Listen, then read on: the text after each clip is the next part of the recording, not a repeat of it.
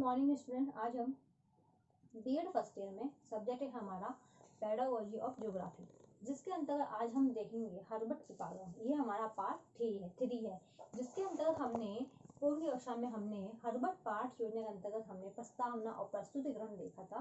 किस प्रकार हम छात्रों के समक्ष प्रस्तावना बनाते हैं, प्रस्तुतिकरण करते हैं। उसके साथ साथ मैंने आपको भूमध्य सागरी का एक उदाहरण देके समझाया था। अब जो तीसरा जो पॉइंट है और वो है हमारा तुलना और संबंध।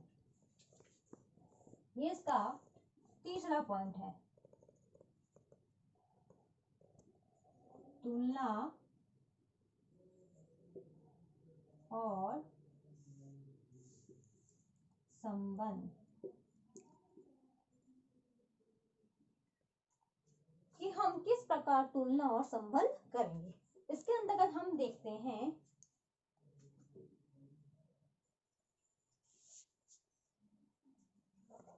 नवीन ज्ञान एवं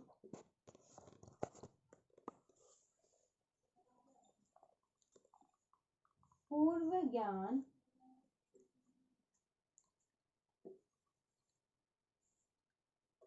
में संबंध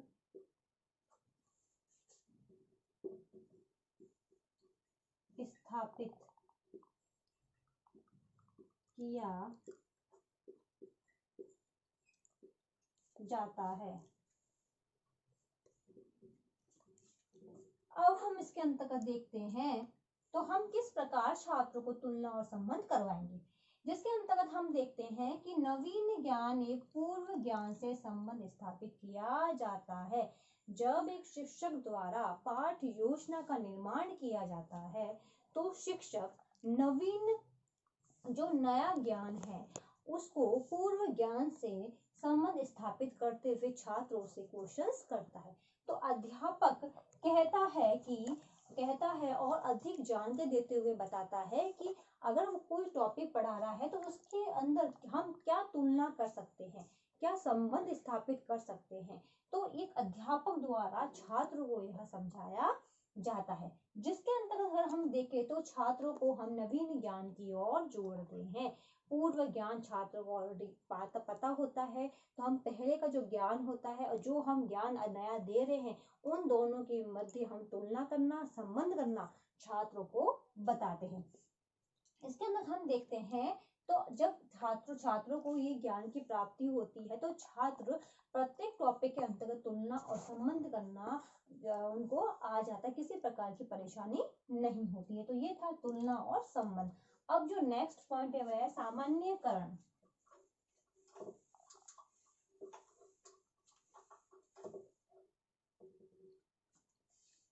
चौथा पॉइंट है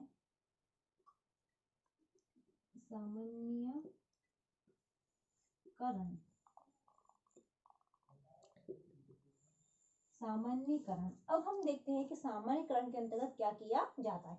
इसके अंतर्गत अगर हम देखते हैं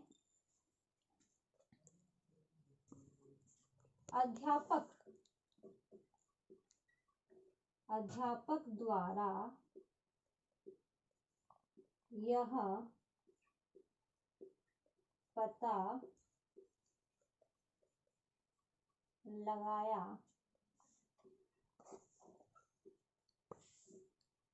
जाता है कि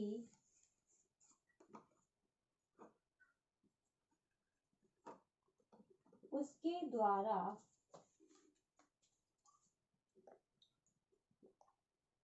जो ज्ञान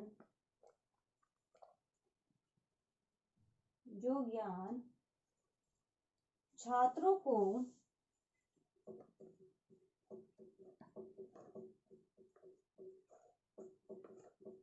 दिया जाता है वो कहाँ तक हृदयंगम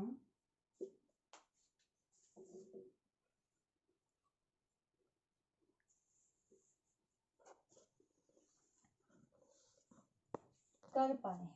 अब हम इसके अंतर्गत देखते हैं तो एक अध्यापक द्वारा यह पता लगाया जाता है कि जो अध्यापक ने जो शिक्षण कार्य करवाया है वह छात्रों को कहाँ तक अध्ययन हुआ है, कहाँ तक समझ में आया है, जो हमने शिक्षण कार्य समझाया है वह छात्रों के व्यवहार में परिवर्तन कर रही नहीं, इसका भी ध्यान दिया जाता है। जिसके अंतर्गत जो इसकी शिक्षण प्रक्रिया है उसके अंतर्गत जो एक अध्यापक होता है वह समय समय पर छात्रों को ज्ञान की प्राप्ति कराता रहता है तथा वह देखने का प्रयास करता है कि इसका जो अध्ययन कार्य है वह किस सीमा तक छात्रों को समझ में आया है या नहीं आया है। उसके लिए एक अध्यापक समय समय पर छात्रों को दिशा निर्देश देते रहते हैं। तो इस प्रकार की हम कहें जो जांच पड़ताल होती है वह एक शिक्षक के द्वारा की जाती है, जिसके द्वारा एक शिक्षक को पता चल जाता है कि मेरे द्वारा जो शिक्षण कार्य करवाया गया है वह छात्रों में कितना % छात्रों को याद हुआ है या नहीं हुआ है। इसका जांच या पड़ताल करना एक शिक्षक द्वारा किया जाता है। अब जो हमारा नेक्स्ट पॉइंट है वह है प्रयोग, वो उसका 5वां पॉइंट है।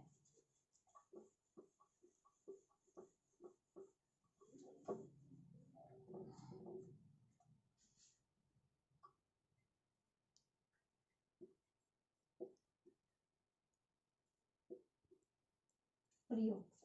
अब 5वां पॉइंट प्रयोग के अंतर्गत हम देखते हैं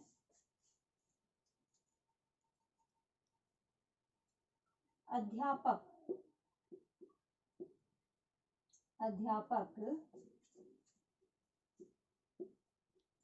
बालक को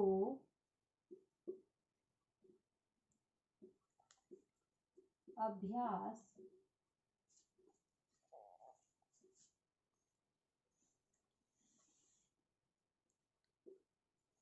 प्रश्न देता है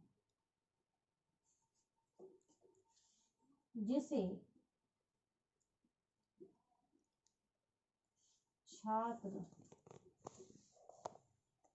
घर से पूर्ण करके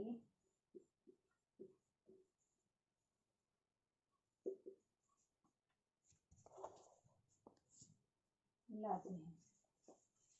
अब इसके अंतर्गत अगर हम देखते हैं तो प्रयोगों के अंतर्गत जो एक अध्यापक होता है वह क्या करता है, बालकों को अभ्यास प्रश्न देता है।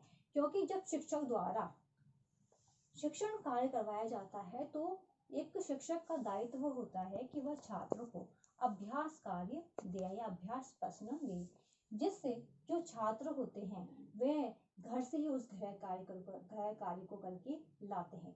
जिससे क्या होता है कि समय पर गृह करने की आदत एक छात्र को हो जाती है, साथ ही साथ स्वाध्याय की प्रेरणा भी इसमें विकसित होने लग जाती है, जिसके कारण वह समय पर कार्य करके लाता है। इसके साथ साथ हम छात्रों को जो गृह कार्य होता है वह लिखित रूप में देते हैं, जिससे उनकी जो राइटिंग है उसमें भी सुधार आने लग जाता है। इसके साथ अगर हम देखें तो छात्र लिखने के साथ साथ क्रियात्मक कार्य भी करने लग जाते हैं। और जो गृह कार्य है उससे अगर हम देखें तो यह स्पष्ट हो जाता है कि बालक का जो ज्ञान है उसने कहाँ तक सीखा है, कहाँ तक उसने हृदयंगम किया है, इसकी जानकारी हम प्राप्त कर लेते हैं। क्योंकि अगर हमने शिक्षण कार्य अच्छा करवाया है तो छात्र अभ्यास प्रश्न करके समय समय पर लेकर आते हैं।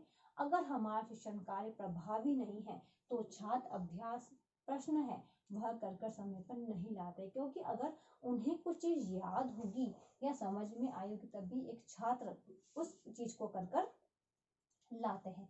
तो अगर हम देखें तो इसके अंतर्गत एक जो शिक्षक होता है वह यही करता है कि वह समय समय पर छात्रों को शिक्षण कार्य के दौरान गृह कार्य देता है और गृह कार्य के दौरान उसकी जांच पड़ताल या देख रेख करता है, जिसके अंतर्गत जो उसका ज्ञान है वह भविष्य में भी करने में वह समर्थ हो जाता है। इसलिए एक शिक्षक को छात्रों को गृह कार्य अवश्य रूप में देना चाहिए।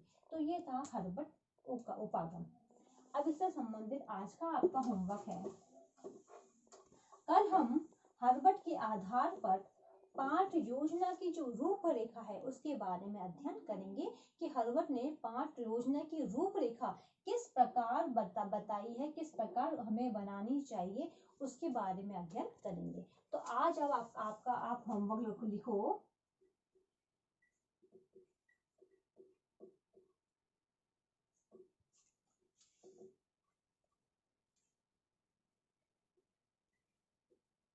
हर्बर्ट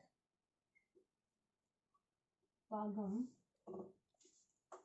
से आप क्या समझते हैं,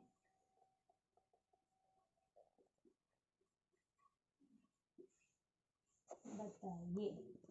कि हर्बर्ट उपागम से आप क्या समझते हैं, बताइए। अंत में एक विशेष बात, जैसा कि आप सभी को पता है कि देश में कोरोना जैसी महामारी बहुत फैल रही है। इससे सुरक्षित रहने के लिए आप मास्क लगाइए, हाथों को सैनिटाइजर करिए। यदि आप बाहर जाते हैं, किसी व्यक्ति के संपर्क में आते हैं, तो कम से कम 6 फीट की दूरी बनाए रखिए। जिससे आप सुरक्षित रहोगे तो आपका घर भी सुरक्षित रहेगा। धन्यवाद।